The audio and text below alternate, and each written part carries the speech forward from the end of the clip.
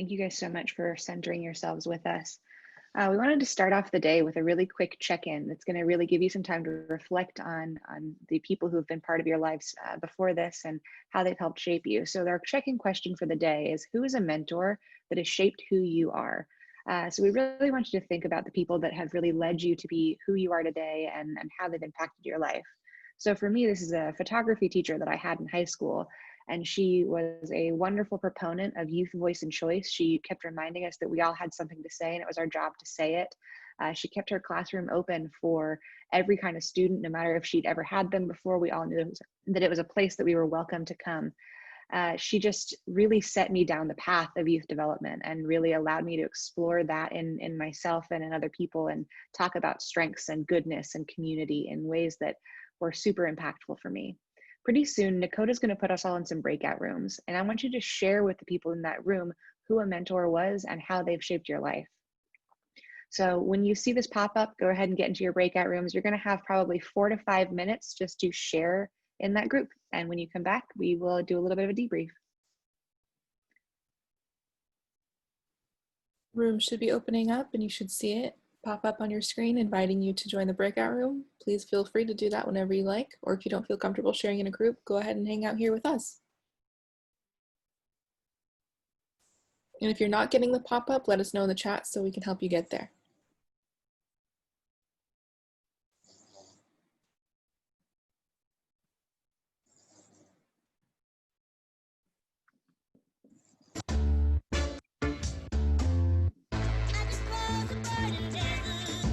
How far did you guys get in this playlist? Because I want to make sure we're not repeating songs for you.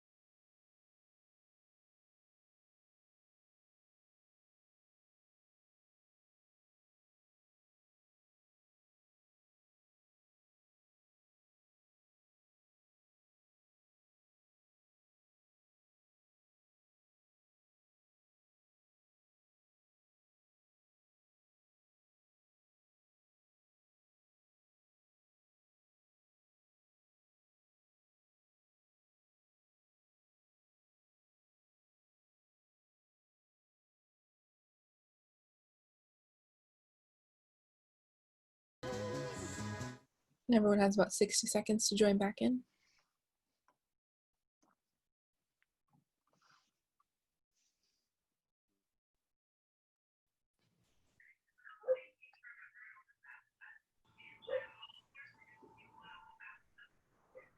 So perfect. As we are all starting to come back in from our breakout rooms, we're going to give everybody just a little bit more time to hop back in. Start thinking about if you might want to share with the whole group who your mentor was and how they've shaped your life. And it looks like we might be done hopping back in from the breakout room. So do we have a volunteer to share what they shared in the breakout room with the group as a whole? I started calling on people in the last session we're in, and I will do it again. We are back.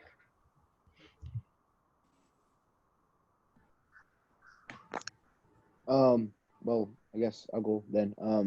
Perfect. For me, I said my mentor, or at least to me, is Sam Lauderdale from IYT, Okay. and I didn't have him as a mentor within IYT, but I always felt comfortable going to him and just talking to him with my problems, or if I had college questions, I knew that he was someone that that I could turn to, and we lived in a very similar situation, in poverty and in the same neighborhood, growing up. So he was always someone that I felt like, I didn't, I didn't feel comfortable with. Thank you for sharing. So since you went first, I'm going to give you a gift. You can pick who goes next. All right. I guess Anthony. Why not? Anthony. Anthony Zamora.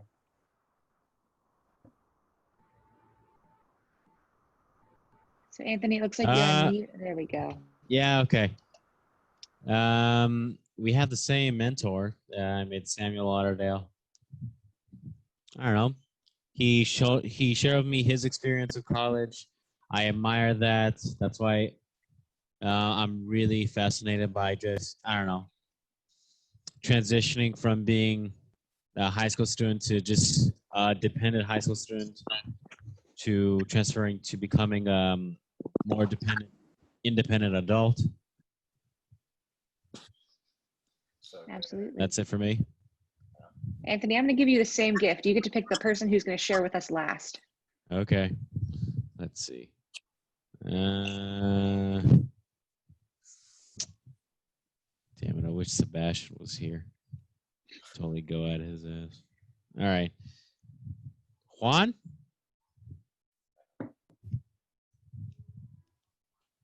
I said Juan.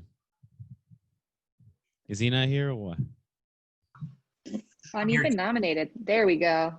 Okay, so I don't have like a specific person, but like the people I've interacted with have changed me over time, like in small little increments. Okay, how have they changed you? They just made me be more, just like be able to be more social in my life. Cause like when I was smaller, when I was younger, I wasn't really into public speaking or anything, and even now I'm not. But they made me become more open to speaking in public, and yeah. Perfect. Thank you for sharing, Juan. So we really wanted you guys to think about who your mentors were so you could think about how your past is shaping who you are and how it will shape your future. In the last session, we had 3 guys give us the same mentor, and it really reiterated how these relationships that you build are really different depending on who's part of that relationship and just how impactful one person can be in this world. I think we're ready to get our day started. Trow, you want to tell these guys what we're in for today? Yeah, let's go. All right. Good morning. Oh, not good morning, but good afternoon. My name is Sean again. It's nice to meet you all. Just want to set us up.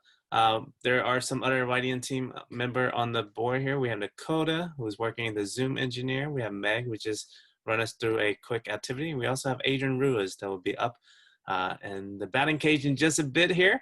But just want to set up the stage for us. Our goal today is really continuing the work that we've done the last time we met, is really to reflect on our natural ways, how we think, feel, and behave, and how does that like help us identify our strength, and then finally, like really, how can we use our strength moving forward into college, into our future. And then finally, throughout the day, we hope that you have fun. And talking about fun, just want to go over the agenda and how we're going to meet these goals. We finished the check-in. I'm currently doing the introduction, setting the stage.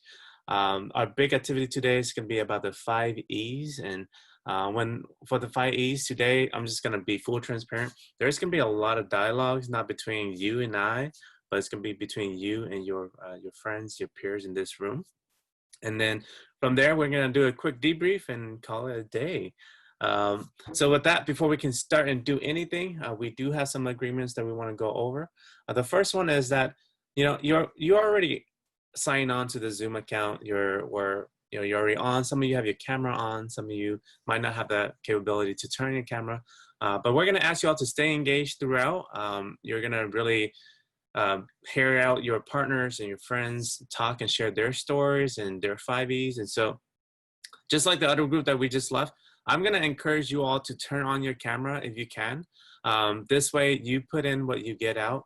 So really that facial connection, we read off each other's energy. And so when you turn on your camera, you allow your peers to see that, hey, I'm listening, I hear you, I'm here for you. I'm like, you're giving your best. And so if you could, I encourage you to turn on your camera. Next is that, yes, it's going to be a little bit, this whole matrix being Zoom is a little bit different. So you will be experiencing a little bit of discomfort, but know that through discomfort, you will grow and you will learn. With that being said, we are asking you to speak your truth, even if your voice shakes.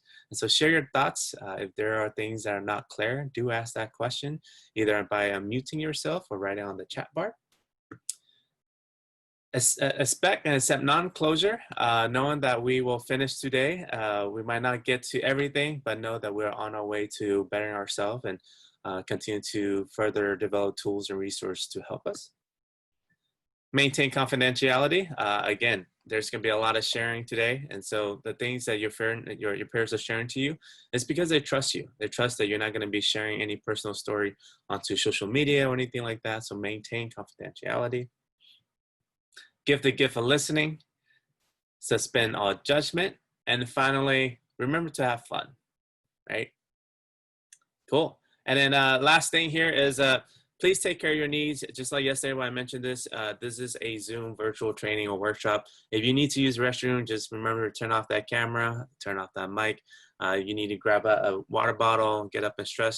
Do take care of your needs. Really, this slide right here is to remind me to tell you that whatever that you need to learn best, to be your best for the next like 45 minutes, do that to take care of yourself. And with that being said, I'm going to hand off to Meg. Perfect. Thank you so much. So if you guys remember yesterday, we gave you this formula. And what this formula says is that when you take your talent and you provide skill and knowledge, you create your own strengths. And we're really going to talk to you guys today about what your talents and skills and what you're dedicating your time to is. So the strengths are positive parts of your personality, your reoccurring thoughts, feelings, and behaviors that you intentionally develop. This intention is really important, and that's kind of the activity we're going to do today. Your strengths can be identified through the 5 E's, and the 5 E's are as follows. The first is enthusiasm. Next is ease. Third is excellence. Fourth is energy. And the last E is enjoyment. So when we take a look at all 5 of these E's, we get to see something really, really cool. And Adrian actually has a really wonderful example of these 5 E's for you, and we're going to get into that in a bit. But first, we want to make sure you have a pencil, a pen, and a piece of paper. And you can either copy this, this worksheet format. I'm going to put it in the chat bar in a second for you guys. We want to make sure that you have something to track all of these thoughts and feelings on. So if you don't have a piece of paper with you already, make sure to grab one. And then I'm going to have Adrian go through some examples for you guys really quick. Nice. All right, let's go. I'm going to be a little bit more auditory with you, and then we're just going to turn this whole thing over to you all and let you all dive deep into your knowledge of self. Let me first talk about this whole enthusiasm piece, right? And that is just like, what do you look forward to doing? So when I was in high school, the thing that I looked forward to more than anything was playing baseball. Baseball was actually the reason why I actually got the GPA to continue going in life, because without baseball, I just didn't care academically. And I'm just being honest with you all about where I was at. I was one of those kids that probably, if I would have put my attention to it, could have been on the honor roll, but I would say, what do I need for a 2.5? And I would just cruise to that. That's the way I thought in high school. I'm not happy about it, but I will tell you that baseball was that guiding light for me, because I knew that if I did that, I could play ball, right? My greatest gift as a baseball player is I was a leadoff hitter, right? So I was first up to bat. And when I was first up to bat, if I had a good day, chances are the team had a good day. With that being said, I was also the center fielder. And I used to go to sleep, and I'm embarrassed to say this, but I used to go to sleep the night before with my uniform on. my glove and ball under the pillow, and my bat right next to my bed, because it was my way of just getting my mind right. And I was so excited. I didn't sleep very well the night before a game because I just couldn't wait to get up and go. And in San Francisco, where I grew up, it wasn't that I would drive to a game or whatever. I had to catch like the 22 to the 7 or the 22 to the end to get out to Big Rec where we played our games. And I just couldn't look forward to it enough. Now that we have enthusiasm, let me talk about ease. There are people in this room that like, you just get things better than most people. You just do things better than most people. And you don't know why, but it's who you are.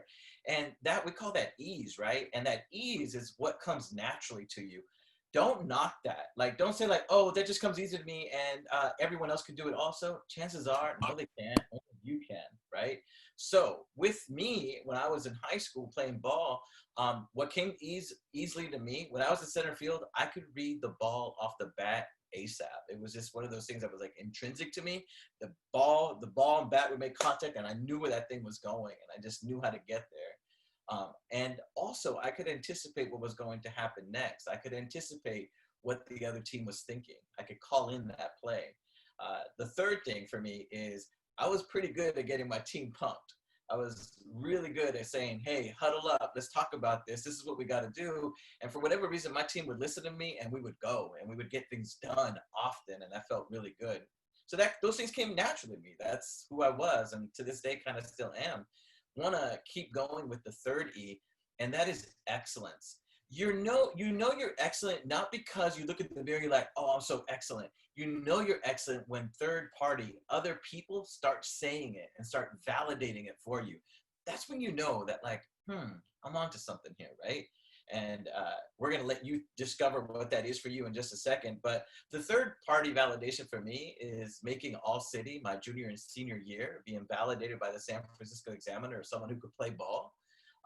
I made the San Francisco traveling squad, so I got to rep San Francisco in places like LA, Fresno, Bakersfield, Humboldt, all over the place. And honestly, from a kid from the Mission District in San Francisco who had never really left there or Miami, like it felt kind of cool to be traveling and being on the 5 and seeing all these places I had never seen before. And for me, I know this might sound cocky, I know this might sound weird, but I'll tell you that I loved going to other towns or other cities and people already knew who I was. I like that. That made sense to me, and it made me like want to work harder to keep that, right? So let me keep going with 2 more E's, and then we're going to turn our mic off and hand it over to you. There are things that you do that give you energy. What I mean by energy, you do it for like 5 hours, but it felt like only 1 hour went by. You do it and you didn't even notice that you were hungry and that you skipped a meal. You do it and sometimes you're so into that moment, you didn't even notice the sun went down because you're just like in it, right? So what leaves you feeling energized, right? What leaves you feeling energized for me? And the example that I'm sticking with is my baseball example. Man, I'm addicted to winning. It's crazy, but I like to win. And winning isn't just because I want to win for me. I want to win alongside others. And I want my team to be the best. There's no better feeling in the world than diving for a ball in the gap and totally saving our team from disaster, right? Like that was like everything for me. The dirtier my uniform, the better, right? I love stealing bases. I love getting game-winning hits. That was when I felt like I had contributed to winning on my team. One more here I want to go over with you. And that's enjoyment. Man, what are the things that just bring you joy? Like, what would you go through anything for just to have that moment of doing it, of experiencing it?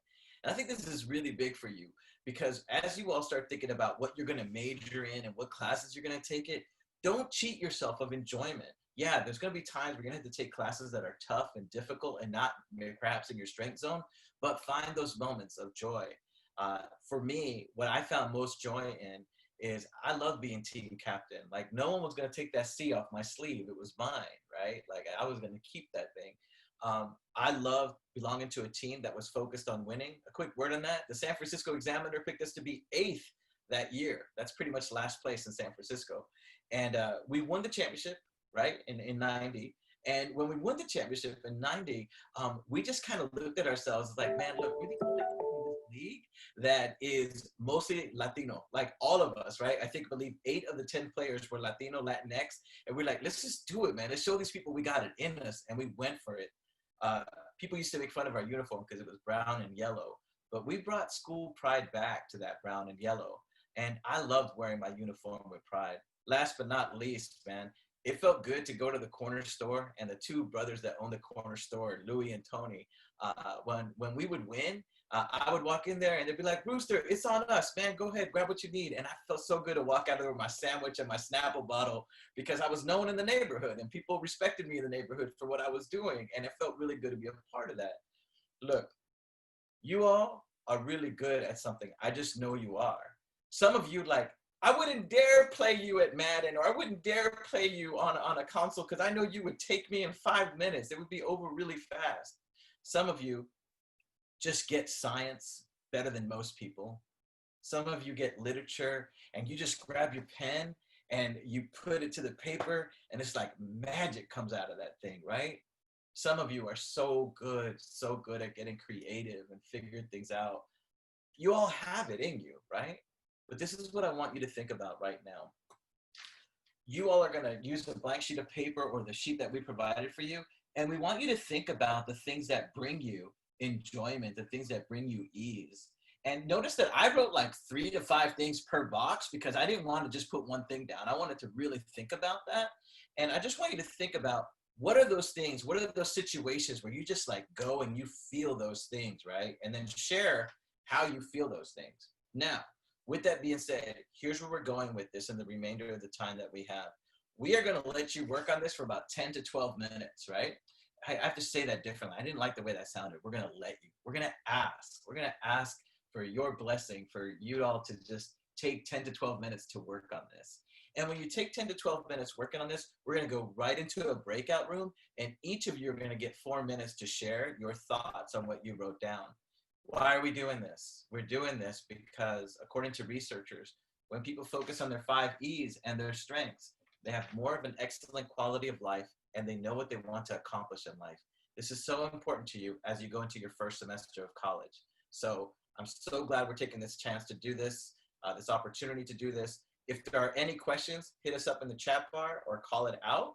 But right now, what we're going to do is we're just going to play music for 10 to 12 minutes and let you journal and think about these things right now. Any questions before we start? Let's go.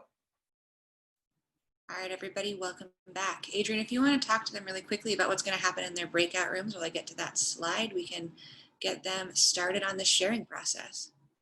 Let's do it. Thank you so much. The great lyricist, lead vocalist of Public Enemy, Chuck D, said, brothers are going to work it out. And way back in '89 or so, when he wrote that lyric, it took on a significant meaning for so many of us.